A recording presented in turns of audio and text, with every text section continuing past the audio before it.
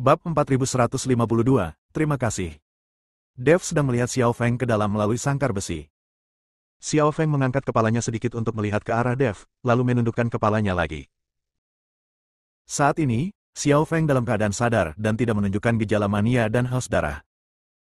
Ekspresinya terlihat sangat kuyu. Lagi pula, tak seorang pun akan merasa nyaman dikurung seperti ini. Rekan Tao, bisakah kamu melepaskan aura di tubuhmu tanpa sengaja menekannya, agar aku bisa mendeteksi penyebabnya dengan lebih baik? Dev berkata dengan tenang kepada Xiao Feng di dalam sangkar besi. Xiao Feng mengangkat kepalanya lagi dan berkata dengan sedikit rasa kasihan di matanya, "Wah, tidak perlu menyia-nyiakan usahamu. Karena aku tidak ingin membunuh siapapun saat ini, kamu mungkin masih memiliki kesempatan untuk bertahan hidup. Saya ingin menasihati Anda, lebih baik pergi. Penyakit saya bukanlah sesuatu yang bisa Anda lihat. Karena saya telah mengungkapkan hasilnya, saya harus mentraktir Anda, jika tidak, seluruh kultivasi saya akan hancur." Dev menggelengkan kepalanya. "Kamu masih bisa hidup jika budidayamu dihapuskan, tetapi jika kamu merawatku, kamu akan mati," kata Xiao Feng. "Tidak perlu bicara lagi, aku yakin akan menyakitkan bagimu untuk menekannya, jadi biarkan saja dan lepaskan. Jika kamu membunuhku, aku tidak akan menyalahkanmu." Dev dapat melihat bahwa sangat menyakitkan bagi Xiao Feng untuk menekan mania di tubuhnya. Namun, penindasan Xiao Feng membuat Dev sulit menganalisis penyebab sebenarnya dari penyakit ini. "Hah?" Xiao Feng menghela nafas, dan nafas di tubuhnya mulai keluar perlahan. Saat ini, Dev merasa aura Xiao Feng sangat agung, dan dia memang jenius. Bahkan dalam situasi ini, bau sekecil apapun bisa membuat orang mati rasa. Meski dipisahkan oleh sangkar besi dan formasi, para apoteker merasakan nafas ini, seolah-olah ada gunung yang terus-menerus memberikan tekanan pada tubuh mereka. "Silakan saja memeriksanya, tapi aku tetap menyarankanmu untuk bergegas. Hal lainnya adalah jangan menyentuhku. Tapi sebelum kamu memeriksanya, aku ingin menanyakan sesuatu padamu." Xiao Feng berkata dengan lembut pada Dev. "Ada apa?" Dev sedikit terkejut. "Setelah pemeriksaan, beri aku racun dan biarkan aku mati. Aku tidak ingin hidup seperti ini lagi." Suara Xiao Feng seperti nyamuk, hanya Dev yang bisa mendengarnya. Dev tertegun sejenak, lalu tersenyum tipis dan berkata, "Bagaimana kamu yakin aku tidak bisa menyembuhkanmu?" "Penyembuhannya tidak baik." Xiao Feng menggelengkan kepalanya. "Saya telah dirawat oleh lebih dari selusin apoteker, dan semuanya meninggal tanpa kecuali. Saya tidak ingin membunuh orang sembarangan lagi, saya juga tidak ingin tinggal di penjara ini selamanya. Saya mohon, tolong beri saya racun agar saya bisa mati dengan bermartabat." Meskipun mata Xiao Feng merah padam, dia tulus dan tidak mengatakannya dengan santai. "Baiklah, aku berjanji, jika aku tidak bisa menyembuhkanmu, aku akan memberimu pil racun." Dev mengangguk. Xiao Feng tertawa, dengan senyuman di wajah pucatnya, "Terima kasih." Dev memadatkan energi spiritualnya, dan kemudian membentuk kabut spiritual putih, yang menembus langsung ke dalam tubuh Xiao Feng. Hanya butuh beberapa napas bagi Dev untuk melompat dari bingkai. Xiao Feng tertegun dan sedikit mengernyit. Wajah Xiao Yuanshan dingin. Melihat Dev hanya membutuhkan waktu beberapa saat untuk menyelesaikan pemeriksaan, kepercayaannya pada Dev menjadi semakin lemah. Terutama percakapan yang terjadi setelah Xiao Feng. Meskipun suara kedua orang itu sangat pelan, Xiao Yuanshan mendengarkan mereka. Alasan mengapa Xiao Yuanshan tidak mengatakan apapun adalah karena dia menunggu untuk melihat apa yang akan dilakukan Dev. Jika Dev benar-benar berani memberikan racun kepada putranya, dia akan membunuh Dev tanpa ragu-ragu. Chen Wenliang dan yang lainnya sedikit penasaran ketika mereka melihat Dev hanya memeriksanya tanpa melihat lebih dekat sama sekali. Dari mana asal orang ini sebagai apoteker? Dia baru saja membeberkan daftarnya, tapi dia bahkan tidak memeriksanya dengan cermat. Apakah ini lelucon dengan hidupnya sendiri? "Anak muda, kamu sok sekali. Tidak butuh waktu lama sampai dia mulai menangis. Setiap tahun, orang mati karena pamer, tapi orang ini mungkin orang pertama yang berani pamer di depan Kaisar Xiao." Semua orang membicarakan Dev, dan semua orang menyindir. Bab 4153, Penyakit Jantung. Bahkan Ouyang Wufeng menggelengkan kepalanya sedikit, berpikir bahwa Dev terlalu asal-asalan. Zongqing menghela nafas pelan, "Ini bibit yang bagus, tapi sayang sekali saya tidak tahu bagaimana tetap bersikap rendah hati." Zongqing tahu bahwa Dev sangat berbakat, tapi sayang sekali dia terlalu sok. Bakat bagus seperti itu sia-sia. Liu Ruyan dan Niheng tampak gugup. Ketika mereka melihat Dev melompat dari kereta, mereka semua bergegas menemuinya. Jika seseorang menyerang Dev, mereka akan bertarung sampai mati untuk melindungi Dev. "Rekan Daoi Dev, tidakkah kamu perlu memeriksanya secara detail?" Chen Wenliang menghampiri dan berkata pada Dev. Saya sudah memeriksanya dan sudah mengetahui penyebab penyakitnya. Tidak perlu tes lagi. Dev tersenyum tipis dan berkata, dalam waktu sesingkat itu, Anda menemukan penyebab penyakitnya. Chen Wenliang merasa sangat luar biasa. Hanya setelah beberapa napas, Dev mengetahui penyebab penyakitnya. Presiden Chen, sebagai seorang apoteker, Anda harus memahami bahwa waktu tidak menentukan penyebab suatu penyakit.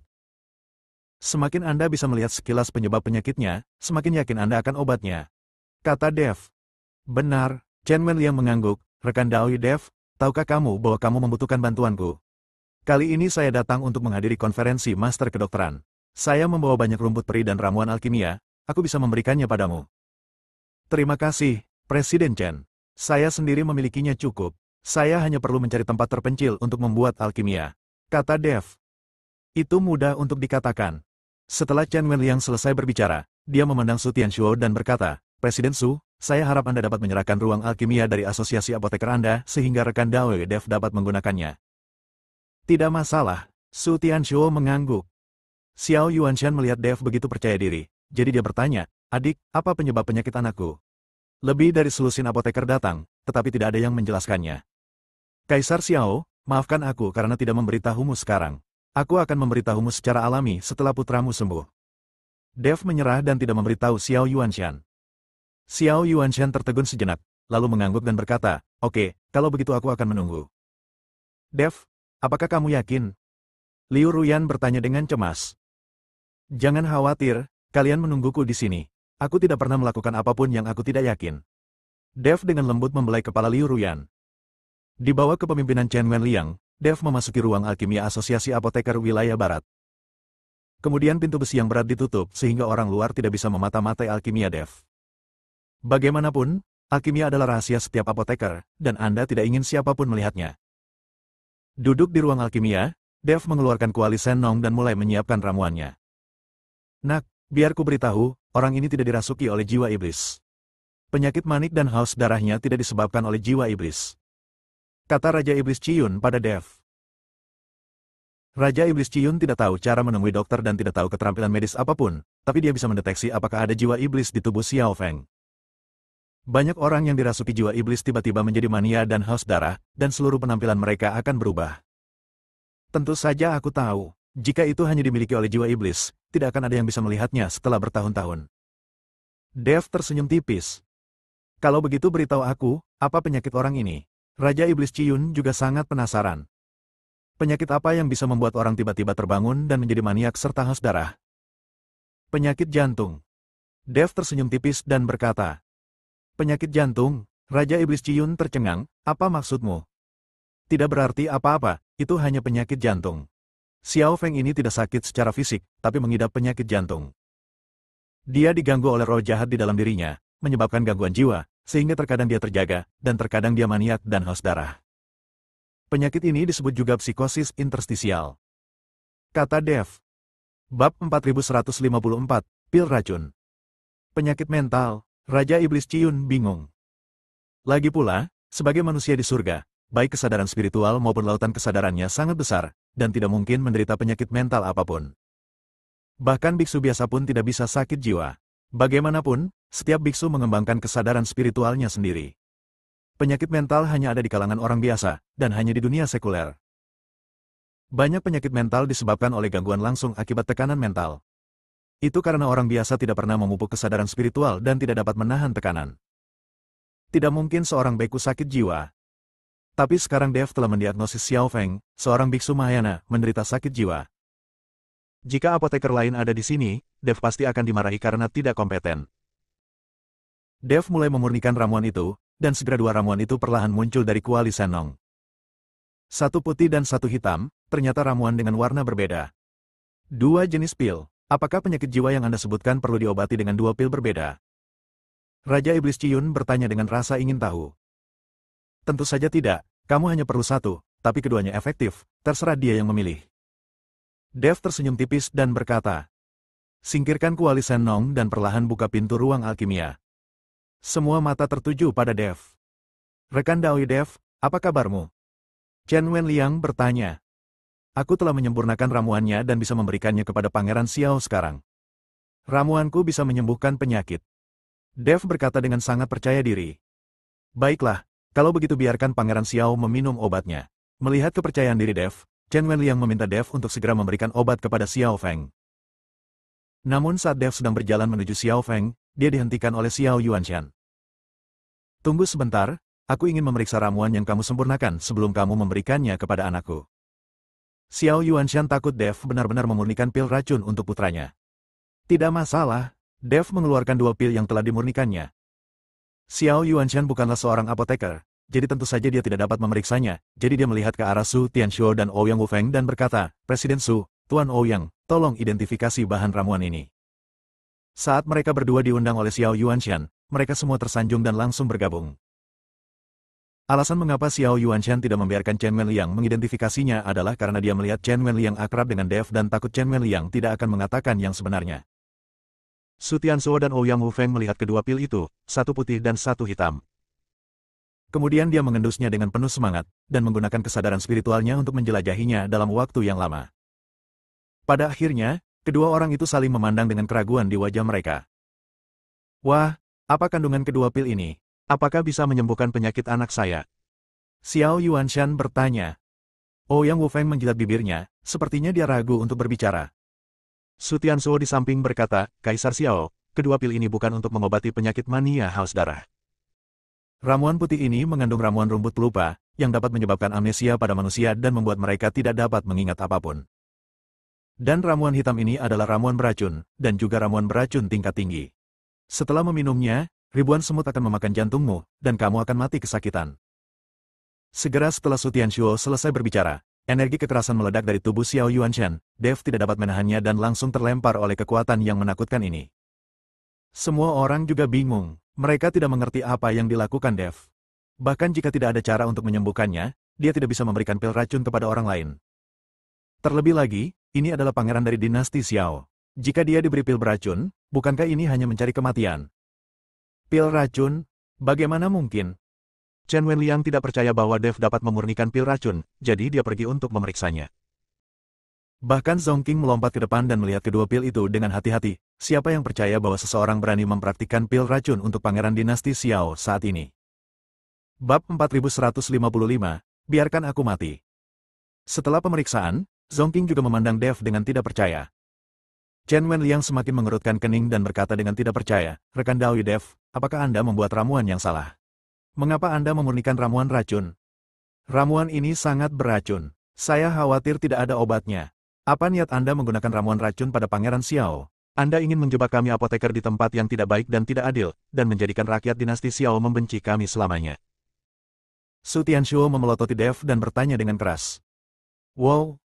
Ketika mereka mendengar bahwa itu benar-benar ramuan beracun, semua apoteker terkejut. Mereka tidak mengerti apa yang sedang dilakukan Dev. Jika Anda tidak tahu cara menyembuhkan penyakit dan tidak memahami penyebab penyakitnya, Anda bisa membuat ramuan yang tidak berbahaya dan meminumnya. Jika Anda tidak bisa menyembuhkannya, obat itu tidak akan membunuh Anda. Ini secara langsung memurnikan ramuan yang sangat beracun. Mungkinkah Dev mengalami masalah dengan orang-orang dinasti Xiao? Ekspresi Xiao Yuanshan berubah sangat jelek, dengan niat membunuh yang kuat di ekspresinya. Meskipun dia mendengar percakapan antara putranya dan Dev, dia tidak pernah menyangka bahwa Dev benar-benar berani memurnikan pil racun untuk putranya. Nak, apa niatmu? Xiao Yuanshan bertanya pada Dev dengan dingin. Niat? Dev tersenyum tipis, tentu saja saya ingin menyembuhkan penyakit anak Anda. Ini niat saya. HMPH, kamu memurnikan ramuan racun untuk anakku, dan kamu berani mengatakan bahwa itu bisa menyembuhkan penyakit. Menurutku kamu hanya ingin menyakiti anakku. Meskipun aku, Xiao Yuanshan, tidak pernah membunuh orang yang tidak bersalah tanpa pandang bulu, kamu harus mati hari ini. Wajah Xiao Yuanshan penuh amarah, dan tubuhnya dipenuhi aura pembunuh yang mengerikan. Ekspresi semua orang di sekitarnya berubah drastis, dan mereka lari ke kejauhan satu demi satu. Kaisar Xiao, menurutku rekan Dawi Dev pasti telah melakukan kesalahan. Dia tidak punya alasan untuk menyakiti Pangeran Xiao. Pasti ada kesalahpahaman di sini, kan? Ketika Chen Wenliang melihat ini, dia segera membujuk Xiao Yuanshan. Dengan kekuatan Xiao Yuanshan, Dev akan musnah hanya dengan lambaian tangannya. Ayah, ini ideku. Ini tidak ada hubungannya dengan orang lain, apalagi apoteker kecil ini. Jangan bunuh dia. Saat ini, Xiao Feng, yang berada di dalam sangkar besi, berbicara. Ramuan beracun yang dia minta untuk dimurnikan oleh Dev, sekarang ditemukan oleh ayahnya. Dia ingin membunuh Dev. Dia tidak bisa hanya duduk dan menonton, dia harus mengatakan yang sebenarnya. Ketika semua orang mendengar kata-kata Xiao Feng, mereka semua tercengang, dan kemudian mereka mengerti apa yang sedang terjadi. Tidak ada yang mengira ini sebenarnya diminta oleh Xiao Feng sendiri. Sepertinya Xiao Feng juga disiksa dengan kejam dan ingin mati. Lagi pula, dikurung dalam sangkar besi dan dirantai, apa gunanya hidup seperti ini? Mungkin saja sudah mati. Mungkin karena Dev tidak bisa menyembuhkan Xiao Feng sama sekali, dan Xiao Feng memiliki permintaan seperti itu, jadi Dev setuju. Nak, kenapa kamu begitu bodoh? Aku berkata, dimanapun kamu berada, aku pasti akan menyembuhkanmu. Kamu hanya kehilangan kebebasan untuk sementara, mengapa kamu mencari kematian? Biarpun kamu bertanya padaku, bocah ini sebenarnya berani membuatkan pil racun untukmu. Aku tidak bisa melepaskannya.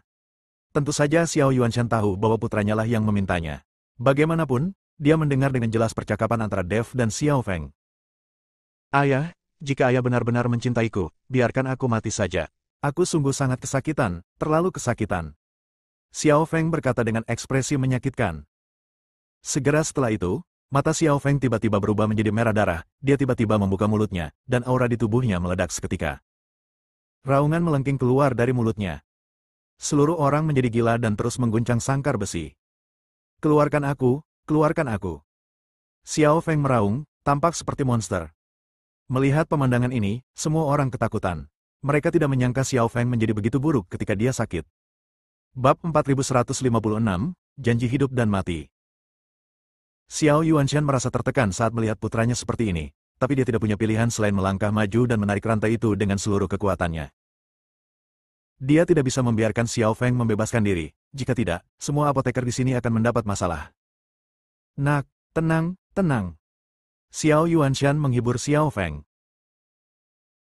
Ayah, biarkan aku mati, aku merasa sangat tidak nyaman. Xiao Feng dengan putus asa menekan kegilaannya dan memohon pada Xiao Yuanshan. Tetapi setelah dia selesai berbicara, wajahnya segera berubah dan dia mulai berjuang mati-matian. Sama seperti ini, setelah beberapa saat membakar dupa, Xiao Feng perlahan menjadi tenang, dan dia sudah menunjukkan tanda-tanda pingsan. Xiao Yuanshan memandang putranya, merasa tertekan dan tidak berdaya. Tapi tidak ada yang bisa dia lakukan. Ayah, tolong, biarkan aku mati, aku benar-benar kesakitan. Xiao Feng memohon pada Xiao Yuanshan. Sangat sulit untuk hidup pada saat ini, tetapi kematian adalah hal yang melegakan. Xiao Yuanshan memandang putranya, dan air mata perlahan mengalir. Meskipun dia adalah Kaisar Xiao dari dinasti Xiao, seseorang yang berjumlah lebih dari puluhan juta orang, dia bahkan tidak dapat menyelamatkan putranya sendiri. Ketidakberdayaan ini membuat Xiao Yuanshan langsung terlihat jauh lebih tua. Xiao Yuanshan melirik Xiao Feng dan perlahan berjalan menuju Dev. Meski masih ada sedikit kemarahan di matanya, tidak ada niat membunuh. Silakan, aku hanya berharap tidak ada rasa sakit saat anakku pergi. Xiao Yuanshan dengan enggan menerimanya. Kehidupan Xiao Feng seperti ini adalah semacam siksaan bagi Xiao Yuanshan, Xiao Feng sendiri, dan bahkan seluruh dinasti Xiao. Kaisar Xiao, kamu tidak perlu bersedih. Mungkin jika pil beracun ini hilang, putramu akan baik-baik saja. Meskipun kamu akan mati dan hidup kembali, mungkin kamu hanya bisa penuh harapan seumur hidup jika kamu mati sekali. Setelah Dev mengucapkan beberapa patah kata kepada Xiao Yuanshan, dia berjalan menuju Xiao Feng. Xiao Yuanshan menatap Dev dengan tatapan kosong, dia tidak mengerti apa yang dimaksud Dev, tapi di mata Xiao Yuanshan, ada secercah harapan. Putranya sendiri memang seperti ini, mungkin pil racun di tangan Dev benar-benar bisa membawa secercah harapan. Semua orang memandang Dev, mereka tidak tahu apa yang sedang dipikirkan Dev saat ini, apalagi apa yang dipikirkan Xiao Yuanshan.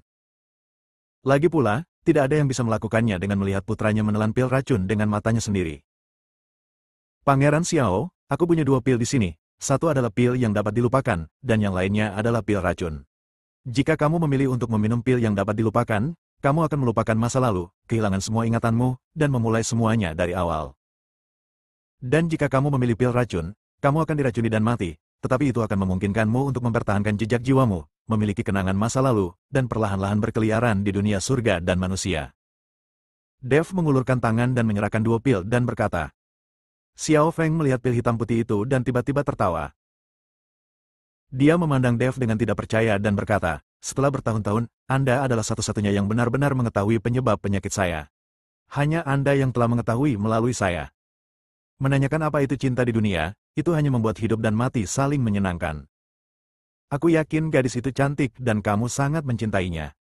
Dev berkata pada Xiao Feng.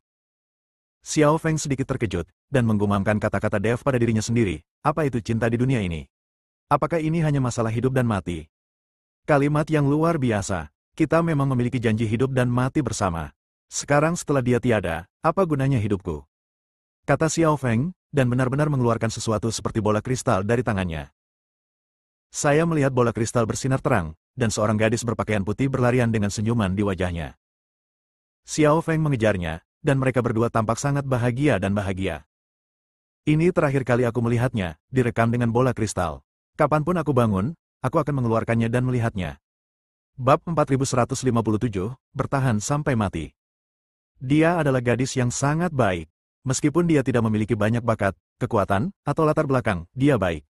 Dia tidak sebaik para biksu di dunia surga dan bumi yang mengejar dan menjadi abadi. Ada banyak sekali gadis di sekitarku, dan hanya bersamanya aku bisa merasakan kebahagiaan dan kehangatan yang sesungguhnya. Semakin banyak Xiao Feng berbicara, semakin lembut matanya, dengan senyuman di wajahnya.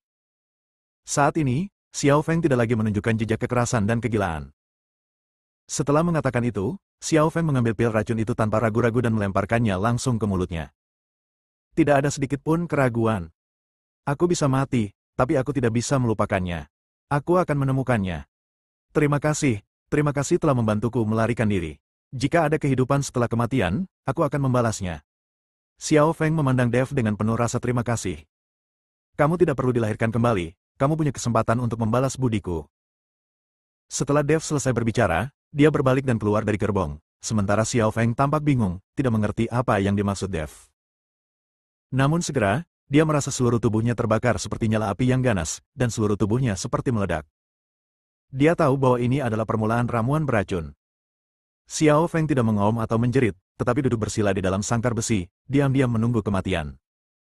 Segera, Xiao Feng merasa kesadarannya menjadi kabur, dan dia seperti melihat gadis kesayangannya. Xiao Yuanshan memandang putranya dengan rasa sakit yang luar biasa di hatinya. Dev berjalan tepat di depan Xiao Yuanshan, lalu berkata dengan lembut, Kaisar Xiao, sudah kubilang padamu untuk bunuh diri dan hidup kembali. Meskipun itu adalah ramuan beracun, itu juga merupakan ramuan yang bisa melepaskan ikatan dalam dirinya. Sebenarnya Pangeran Xiao tidak memiliki penyakit apapun. Hanya saja dia menderita penyakit cinta, yang menyebabkan lautan kesadaran bermutasi dan semangatnya terbelah. Tepatnya, itu adalah kepribadian ganda, yang merupakan sejenis penyakit mental. Penyakit mental, Xiao Yuanshan sedikit mengernyit, mabuk cinta. Apakah putramu memiliki seorang gadis yang sangat dia sukai? Dev bertanya. Ya, dia menyukai seorang gadis, tapi gadis itu hanyalah anak dari keluarga biasa. Dia tidak memiliki kekuatan, dan tingkat kekuatannya tidak bagus. Dia tidak bisa membantu Fenger sama sekali, jadi aku tidak bisa setuju jika mereka bersama. Untuk membuat Fenger menyerah, kubilang gadis itu sudah mati dan jangan biarkan dia memikirkannya lagi. Xiao Yuanshan mengangguk dan berkata, jadi, gadis itu belum mati? Tanya Dev. Ya, tidak ada kematian. Dia telah tinggal di wilayah barat. Kata Xiao Yuanshan. Bagus sekali. Obat mujarab racunku hanya untuk sementara mencegahnya terkena skizofrenia. Kalau gadis itu tidak mati, seperti kata pepatah, orang yang melepas ikatan bel harus mengikat belnya. Kalau ingin anakmu sembuh, hanya gadis itu yang bisa lakukan. Kata Dev. Ternyata penyakit anakku semua karena gadis itu. Aku tidak menyangka kalau dia begitu sayang pada gadis itu. Hei, aku sudah tua dan bodoh. Kenapa aku menghentikannya? Aku hampir membunuh anakku sendiri. Sekarang Fenger telah meminum pil racun, bukankah dia akan mati? Xiao Yuanshan sekarang percaya pada Dev. Tentu saja tidak. Meski pil racun memang bisa membunuh orang, semuanya saling bergantung. Pil racun saya bisa menahan skizofrenia. Dengan kekuatan Pangeran Xiao, meskipun pil racun akan menyebabkan beberapa kerusakan pada tubuhnya, itu tidak akan berakibat fatal. Dev berjanji. Saat Dev selesai berbicara, Xiao Feng tiba-tiba mengeluarkan seteguk darah. Dia kemudian mengalami sakit kepala yang hebat dan matanya menjadi sangat merah. Semua orang memandang Dev dengan kaget. Xiao Feng seperti ini sekarang. Dia pasti terkena serangan ramuan beracun dan dia mungkin tidak akan selamat. Tapi setelah Xiao Feng memuntahkan beberapa suap darah, dia tiba-tiba terjatuh. Xiao Yuanshan bergegas maju, membuka sangkar besi, dan mengeluarkan Xiao Feng. Setelah sekitar sebatang dupa, Xiao Feng bangun dengan santai.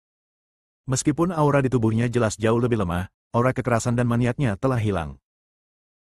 Bersambung.